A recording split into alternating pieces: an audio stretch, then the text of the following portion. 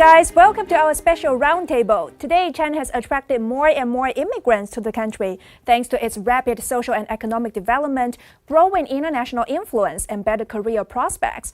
People from abroad, especially young people, come to China to study, to work, and to look for opportunities. So today, this is a special roundtable to take a look at China through the eyes of young expats who have spent quite a lot of time in China. Let them be your bridge and tell you what it is like to live and work in China. Join us now are the guests Humberto Cavalcanti Montorio Jr., student at Tsinghua University, Wilson Barrasso Diaz, PhD student in diplomacy at Renmin University of China, and also our online guest, Melina Weber, multilingual video creator from Germany, and Dylan Austin Walker, international student. Welcome to our show. So how long have you guys been here in China? I lived here for my whole life. I was born in Beijing, and even I speak with a Beijing dialect sometimes. Yeah, your Beijing dialogue is really perfect. What about you, Wilson? I have been here since 2015. Oh. I came like 8 years before. 8 years. Oh, what about Melina? I lived in China on and off for about 3 years, and I would like to come back. What about you, Dylan? I've been here since 2016, so now over 5-6 years now.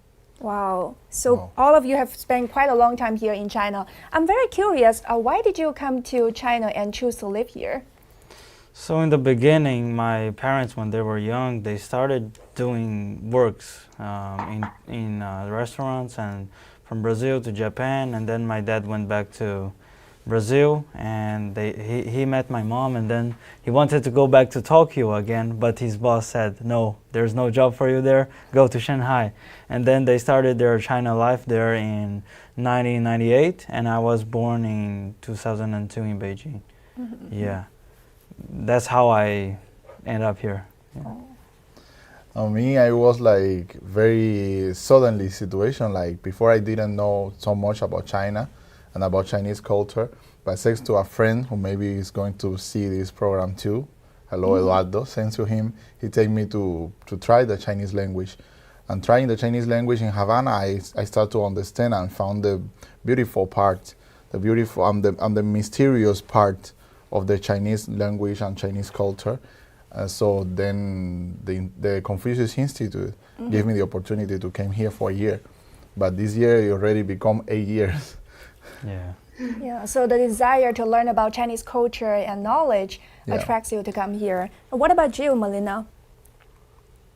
I studied international business, and I thought it would make sense to come to China because it's so important in the 21st century. So I went to Qingdao to study there for 4 months, and then I went traveling afterwards, and I was very surprised. I didn't expect it to be so interesting, and I went back to Germany, and then I came back again to China.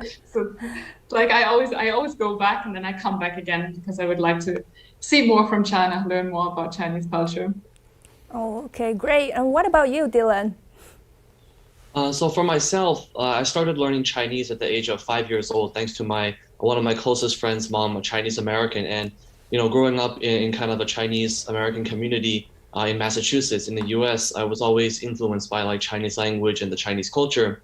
And as I grew older, I had thought the best environment to come and learn Chinese would definitely be here in China. So for my university, bachelor's and master's degree, was fortunate to come to Beijing Language and Culture University to study Chinese and later international politics. And finding this life here, I think it's a very special opportunity I had to thank my friend, thank his family, thank my family for all this support and the chance to come here. Yeah, and which part of China is the most attractive to you guys? For me, it's the places.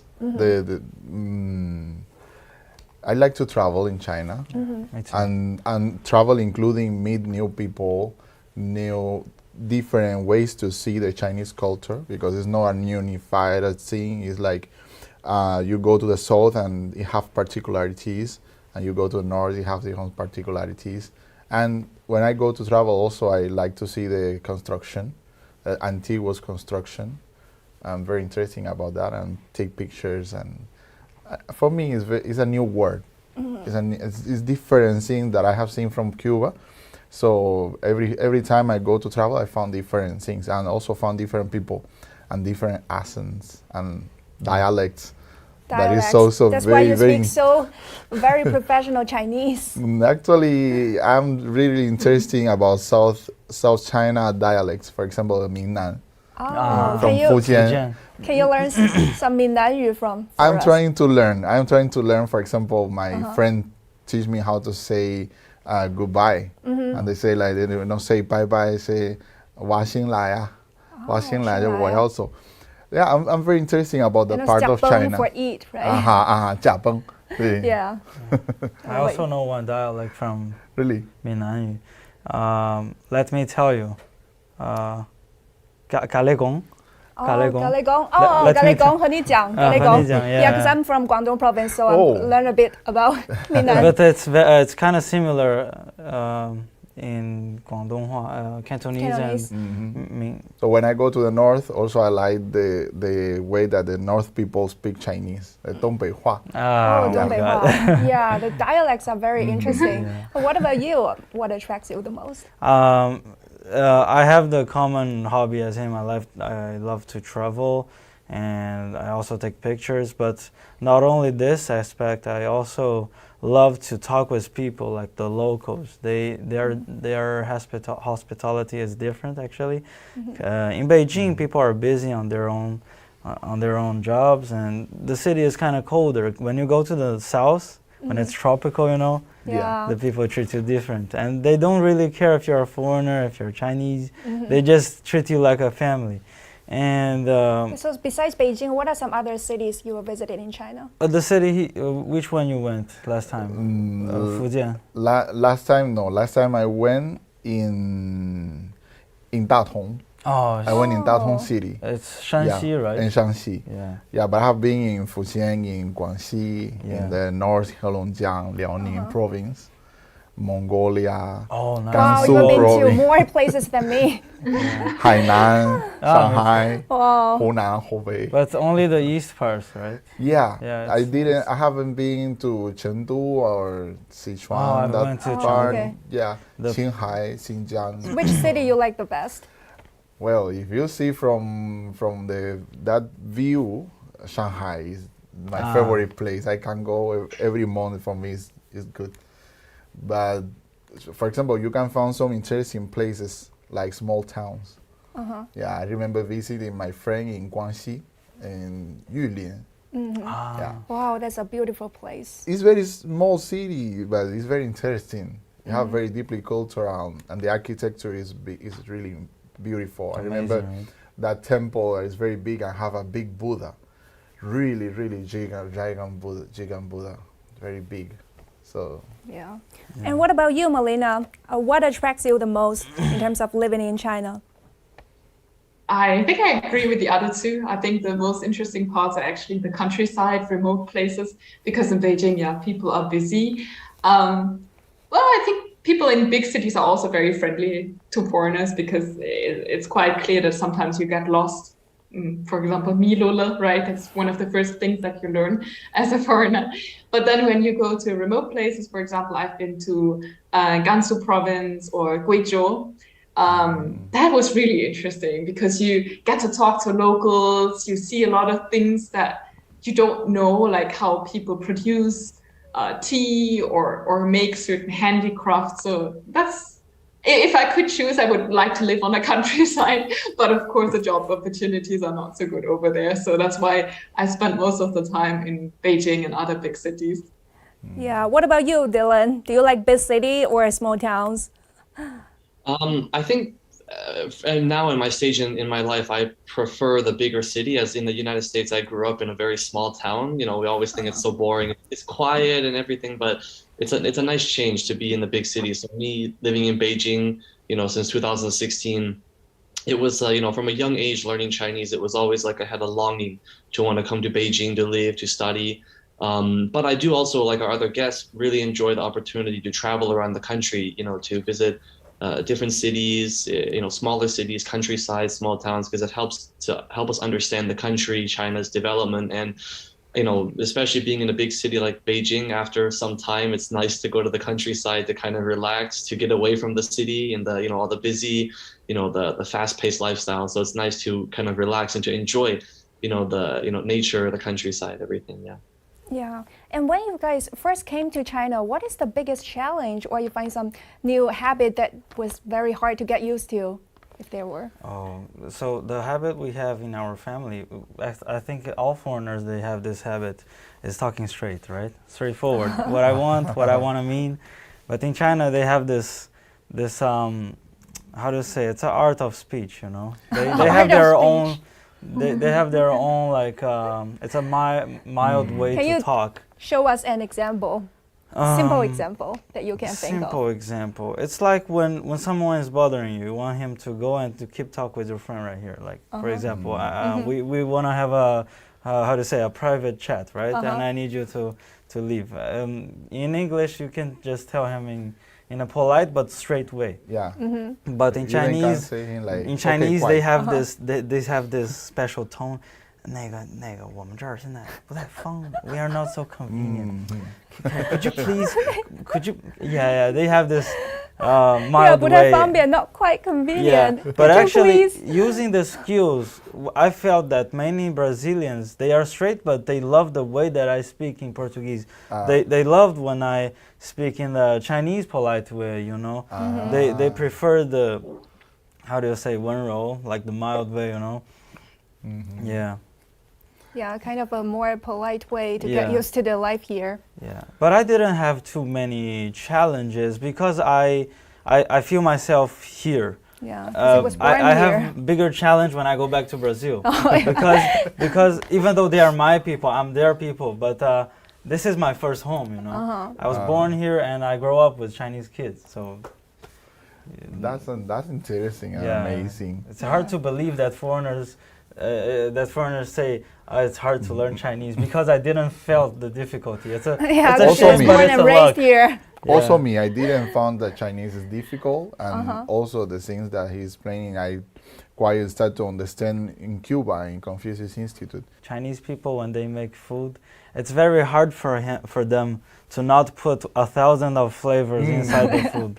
So but that's the beauty, actually. That's the other thing when I try to eat something and say don't put spicy, and the cooker is like, why? What is the point of eating that? What is the point? I remember like Chinese kung pao chicken, but don't put me spicy, please. Oh my God, come on. Okay, he was that's like, pure chicken. How to do it? That's impossible to do it without spicy. Yeah, and what about you, Melina? Do you get used to the Chinese food here, or what are some challenges when you first came here in China? If I order the right food, I think that's the main challenge, to know what the dishes are called, because a lot of Chinese dishes have poetic names. For example, when I was the first time in a restaurant and I saw green jade, a silk tofu, and as a foreigner, you simply can't understand that. So that's definitely one of the things.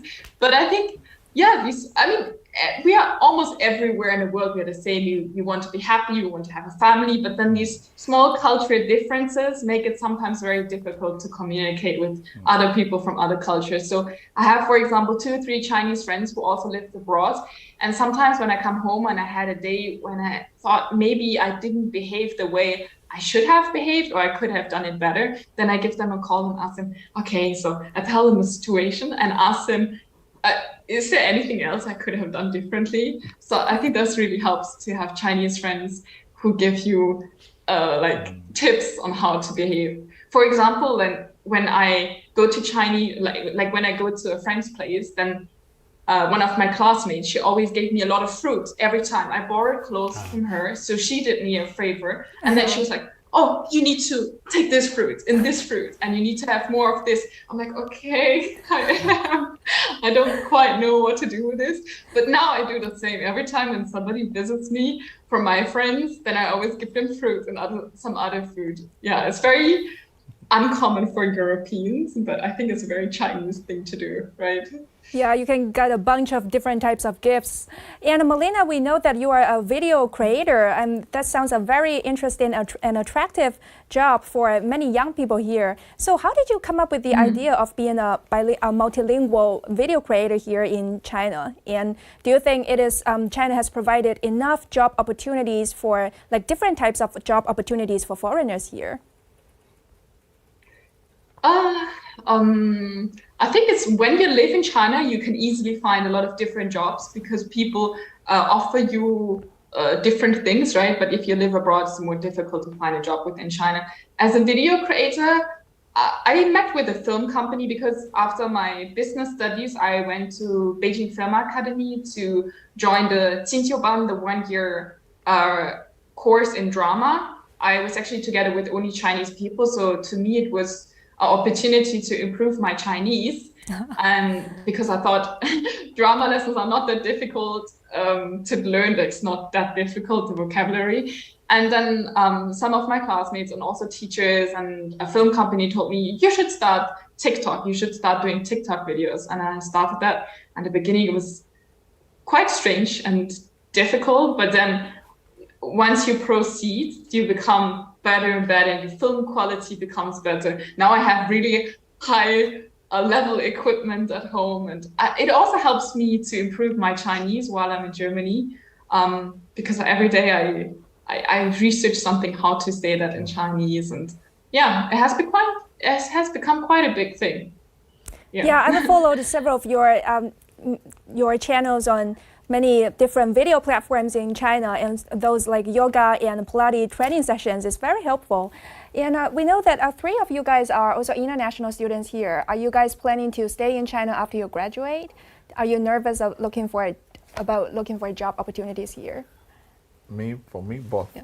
I want to be, and I am nervous about both things. The first is like my dream is always from when I was a child is to being a teacher. This is why I learned in Cuba in the normal university, and I have been teacher for 5 years there of teaching Spanish. And of course that dream is to be Spanish teacher, but then now it's bigger. The dream is like to be a politics teacher in China. Politics teacher in China. And of course it's a big challenge. Like if I want to be teacher in a university about politics, I need to meet a lot of requirements. I have a lot of requirements, and I need to have like very high improve in my academic research and that things. Do you want to teach that in Chinese? In Chinese. Wow. I hope that I can teach that in Chinese. Is that international or the Chinese politics? About international politics, about China and Latin American relations. Yeah. Cool. Nice. Really love to listen to your classes, maybe future someday I in hope Chinese. Curious. I hope first I have the lesson. I can have the opportunity to teach the Chinese students how is the relation between China and Latin America, and what are the opportunities that China can find in Latin America. Because even if we have improved like understanding both parts, but we have like 50% that we still don't understand each other. Latin American people about China, and China about Latin America, and there is opportunities that we are losing. Yeah. So I hope that I can give. Maybe give you can that. start in TikTok.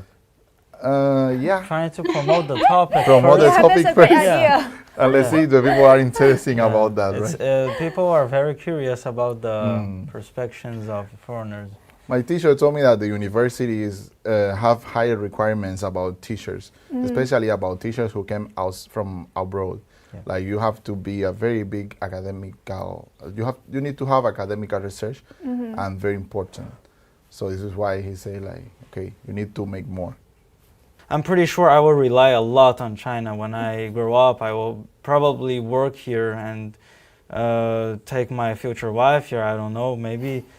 I prefer going back to my root, Brazil. But I want to work like this, Brazil, China, Brazil, China. Yeah, that's a So great idea. just being the middleman. So what I want to do, of course, is doing communication between two countries. It's like the same dream as yours. Yeah. Yeah, it's the same thing. Yeah. Yeah. And what about you, Dylan? I think, I agree a lot with what the 3 of our guests also had mentioned here in terms of working in China and studying here. So for me, after finishing my master's degree studying international politics, something I've always been interested in for a long time, it really helped me to gain a better understanding into, our, international relations, especially between China and the US relations, which I think is in this point in time is a very important topic to study and to understand. And I think being a young American student studying in China, living here, I have a sense of I need to do as much as I can, I think, for the future. I think as our two countries, relations are very important, not just for each other, but for the international community. And I think for all of us in our whole world, we only benefit from having a healthy, stable China-US relations. So in the future, I'd also, hopefully, if I'm lucky, be able to continue to do a PhD as well as studying the diplomacy. I'm also very interested in this major. So I want to hopefully, be able to do this as well, learn a lot more from our other guests here about this major and study together to do my part, I think, for China and for our China-US relations. Yeah, you guys can have more discussions after the panel discussion. I hope we have the opportunity to meet offline. Yeah. So. And all of you have spent quite a long time here in China. What are some major changes that you have observed in China over the past few years? The speed that China changed is very fast. I remember, for example, being back to my country 3 months and coming back to China, and Beijing is different. There's new subway line, right? Different in what ways? For example, there is different subway lines. But of course, that does change. But I mean, if you ask me this question about the biggest change, is like how the Chinese economy are going to be more and more convenient. Yes. And the trade is faster, and everything goes through the cell phone. Yeah, it's all mobile, right? Even the small things that we make in our life. So sometimes I'm a little afraid about that, Of course, it's very convenient for me. I used to, order the food or my money. I have no money, real money with me. I have the money in my cell phone. But if that thing starts to be like from 2015 or 14, now is even more necessary. Almost everything you can do it with your cell phone. Yes. So what I'm afraid is like to be always with my cell phone in my hand. So I do like put my cell phone in the room and go out to walk 1 hour or 2 hours, trying to escape a little bit. Yeah. But it's very convenient. It's very convenient. Yeah, you can. The life is going more faster. I mean, the life is going faster in comparison than years ago. Yeah, it's like if you have an app, you can do almost everything. You can do everything. Like order food or a cab or something. And I think that things we can learn also from China to how to improve our digital economy and digital market in Latin America.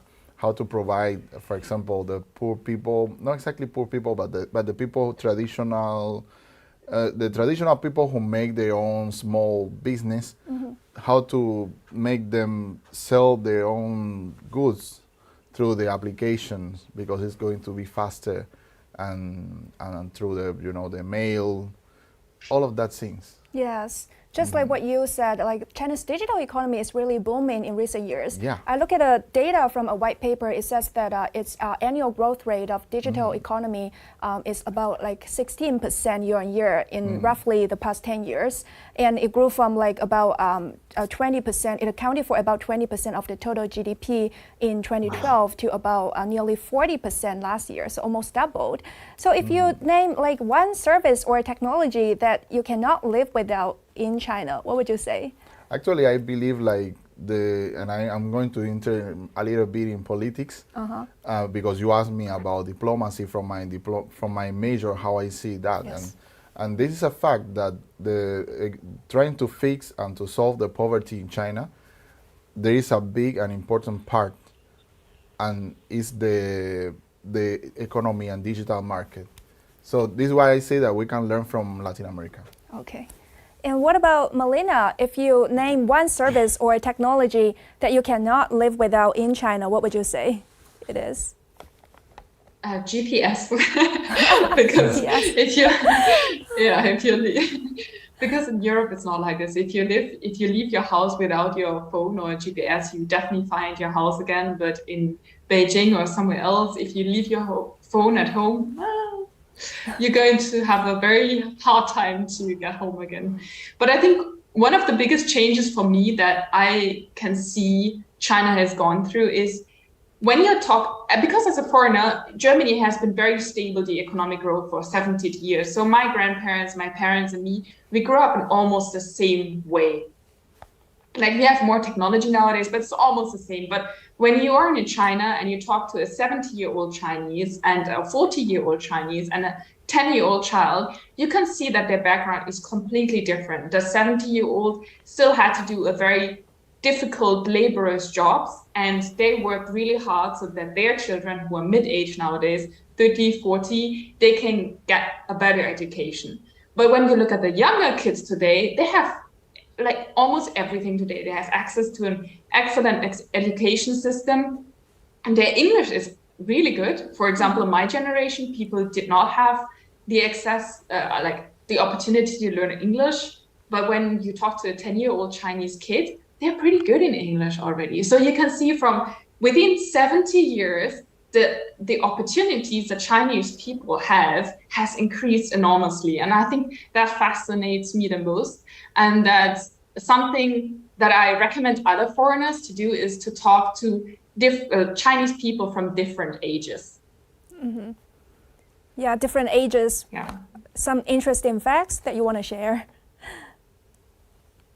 Yeah, that they grew up in different, like in a very different way, that all elderly Chinese people can tell you about their childhood, how, for example, how Beijing, I once talked to elderly men standing on somewhere on like a temple area in Beijing, and then he told me, like, when I was a child, there was everything green was like everything was green here, and I thought, wow, this must have been so quickly built, all those infrastructure, that it's very difficult for me to to imagine that within 40, 50 years, there was countryside, or not countryside, but a very small town, and then there's suddenly such a big metropolis. Yeah. Yeah, and what about you, Dylan? If you name one technology or a service that you cannot live with here without in China, what would you say it is? It might sound kind of cliche, but I definitely think WeChat is number one. Yeah. All these years of having WeChat, even from when it first came out, I think it was, over 10 years ago. But, having it now, especially in China, like we talk about, we can pretty much do almost anything with WeChat, from food, communicating with people by phone, video, paying your bills, buying this, buying that. I do think it's a very, essential tool, a mode of communication, and kind of like a way of life, so to speak, that we can use, especially, as us, being a student, for example, we do so much with WeChat, in terms of our studies and communication with the school teachers, in the workforce, when you're working, daily life with family, friends, and that's especially something for me. On the opposite side, my family, in the US, we use WeChat to communicate with each other, so it's easier for us. Yeah, all these tools have shown us, like in living China, we can live a more and more convenient life here. So over the years, what's the biggest change that you've ever made personally in your time for yourself? I'm afraid that my big change is in my, in my body shape? In my shape. All right. But no. My big change is in my. Me too. No, that's a joke. Like, actually, I have a big change in these 8 years. But I think that the big change have been in my develop as academic. Mm-hmm. Definitely, the first objective that I have when I came to China, and the point that I am now is already so much. In that time, I cannot think about learning a PhD or even learning a master's degree in China. I was thinking like only 1 year. But then I stay here 8 years and I learn my master's degree here, and now my doctoral degree. I'm already in my year number 4. Wow. Yeah. So as the time is going and I'm learning Chinese and learning politics, and not only in the university, and also participating in a lot of activities, in a lot of investigations, research outside of the university, outside of Beijing, and I start to deeply understand China. I didn't finish that, but I start to understand China. So that's the big thing, the big change. Yeah, you mentioned about understanding China. So before you come here, how do people around you in your country see China? And how's the difference between like hearing about China in your country and experiencing your life here in China? I have so many funny things about this. Yeah, share with us. Because there is a lot of misunderstandings, but there is a lot of things that they think they understand, but they still don't understand clearly. It's like stereotypes. Stereotypes. Yeah, for example. For example, my friends, I know my friends, even Cuban, when you speak with them about China, is develop and people. Developed and people. They seem like the whole country is like Shanghai. Oh. Oh. And like see. Beijing, Future Guomao. Future country. And not Metropolis. exactly like this. Of course, China have made a big change, but it's not like if you go to the countryside and you can find Shanghai and the people making farming in the big middle of the city. Of course, that's not the same. But for example, we always know that there is a lot of people in the cities. But when I came to China, I realized that that idea of a lot of people is not enough. It's even more people Mountain people see. than the people that we were thinking about. And also about the Chinese people character. Yeah, they definitely don't understand how Chinese people think. Yeah, of course, it's very hard to understand. It's very hard to understand this. As you said, the mysterious culture, right? In Brazil, they actually, it's opposite in Cuba, comparing with Brazil. They think that China, they mix China and Japan sometimes because of the characters. We look similar. That's also normally not only because of the face, the cover of the book, you know, but also the character, the words, because there's Mandarin characters in Japanese, and they confuse it with Chinese and Japan. And sometimes I'm here typing to my friends in Brazil, and he's like, what are you doing? You know Japanese? I'm like, no, this is Chinese. This is pure Mandarin. Yeah, and secondly, they think that because they think it's Japan, so they think it's a crowded country. It's full of buildings all together, just like Tokyo, Hong Kong, you know? And I tell people, no, China is very, very big and, how do you say, spread.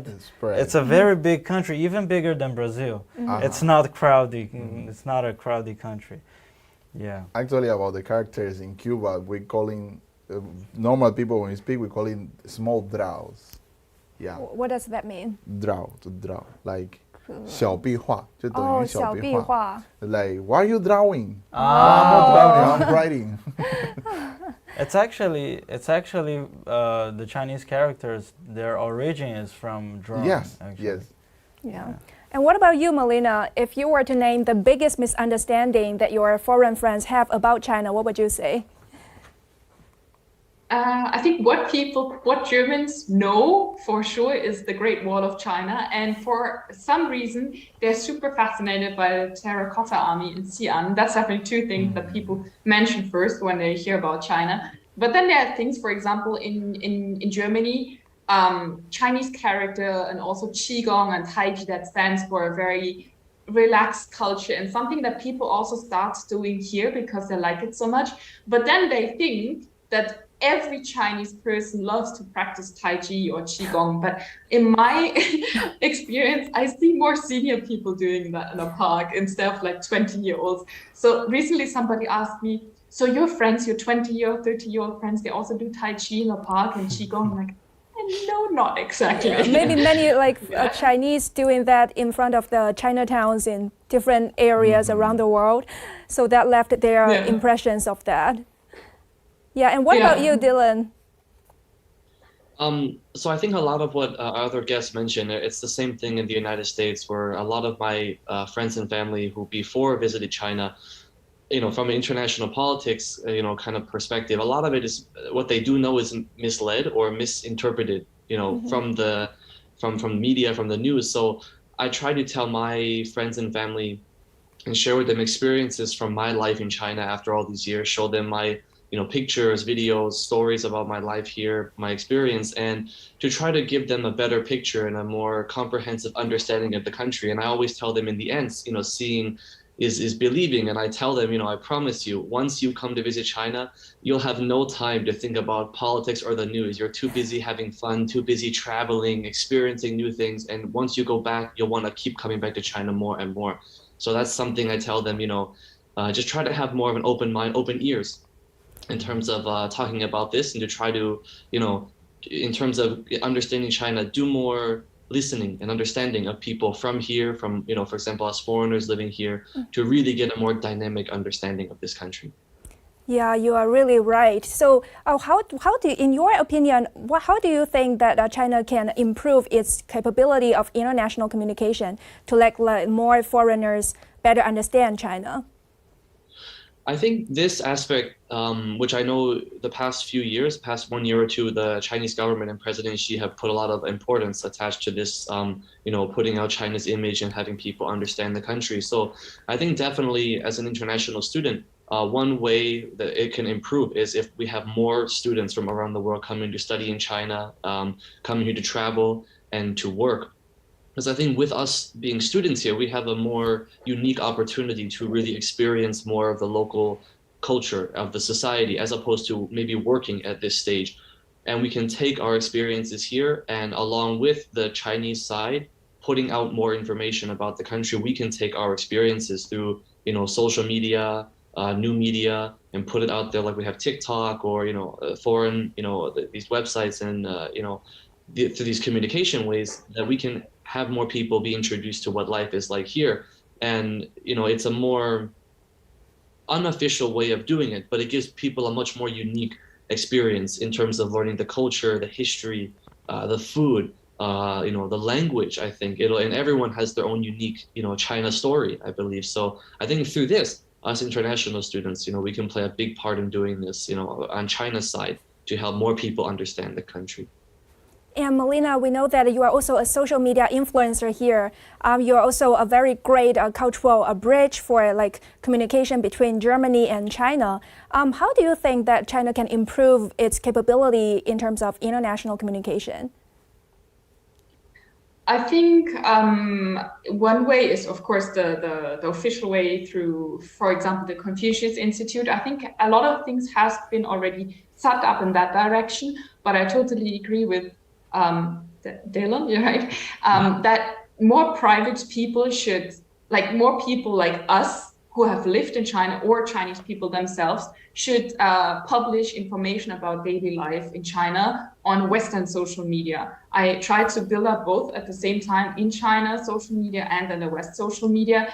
So I think because you as an individual, you have more authenticity, or people start trusting you a little bit quicker than a company or a state outlet, right? Because you stand for your name, and you only have one reputation. So it's definitely one of my aims to show people in the West daily life in China, and I hope this will become easier again when I live in China. And I've also talked here in German television about life in China, because what we see here in the news is often just about politics and economics. So people they don't know enough about the culture behind it. And I think the more you inspire people by showing them delicious food, not the food that they think of in the first way, but really good food and breathtakingly beautiful landscapes and architecture, then they would like to probably come to China to study there, to go to holidays, to probably watch Chinese films.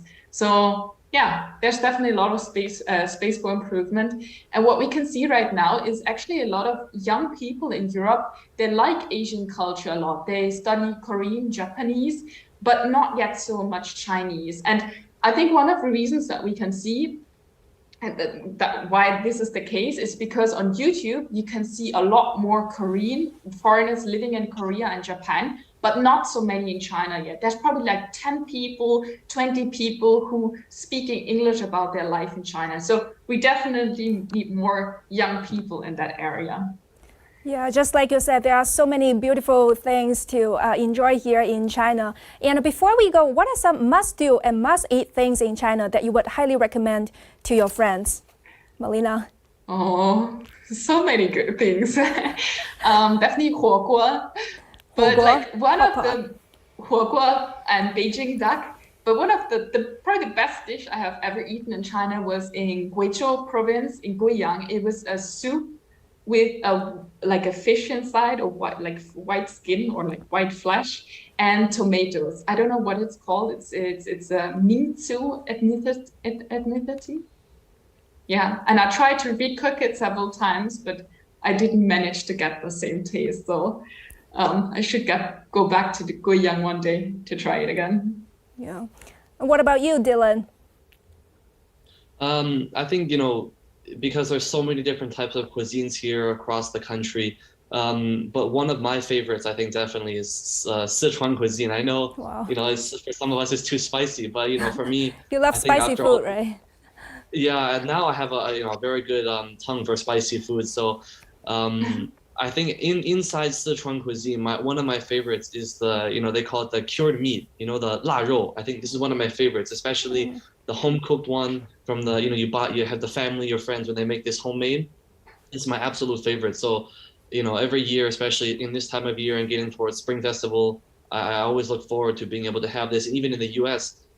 in these past few years, when I would go home, always try to introduce to my friends and family the Chinese cooking, Chinese cuisine. And, like my family, when they visited here a few years ago, they tried the real Chinese food. And I warned them that once they have the food here and they go back to the States, it's going to be very difficult to have the Chinese food back, at home again. So when I come home, they look forward for me to cook Chinese food for them so they can try the real authentic food. So I think that's one thing definitely in the Sichuan cuisine. I hope everyone has the chance to try. Yeah, what about you, Wilson? To try Sichuan food? You said no, right? I cannot recommend Sichuan food, but well, I can recommend it, but it's not going to be true because I don't eat normally. No, I don't eat Sichuan food, but I can recommend the northern food. And I have like kind of theory, like people coming here to China and they come into China and they try to find the Chinese food in the Cantonese way because it's the most famous around the world. So I always say to my friends like, okay, try the northern China food. The Dongbei is high. It's very delicious. I recommend you guys to eat the 臭豆腐, the stinky tofu. Yeah, stinky tofu. I love that. Those strange Chinese food, those stinky ones, it's the essence. Do you like Beijing's douzhe? Yes, I drink that a lot. Wow. Every time You're I go really to a local. Putong. Yeah, I'm really. But I really recommend the not official ones. Like those they promote, all the foreigners and the visitors, they eat this. But you have to eat something the locals eat daily, or like something they don't even eat. Because douzhe it's strange even for the Beijingers. Try everything, you won't be disappointed. Yes, in general, right? Yeah. What about you, Dylan? I think the most important is travel, eat when you come to China. Yeah, travel, eat. Thank you guys so much for joining us today. It's really a great discussion here. Dylan Austin Walker, international student, Melina Weber, multilingual video creator from Germany, and Humberto Cavalcante Montorio Jr., student at Tsinghua University, and Wilson Barrasso Diaz, PhD student in diplomacy and Renmin University of China. We would like to continue this topic further next time, but we are now here running out of time. Today, we've talked about many topics. Hopefully, we have provided a better picture for our foreign audience about how living in China really is like. Thank you all for joining us. That our panel discussion have given you just a bit more reason to come visit China. Bye for now.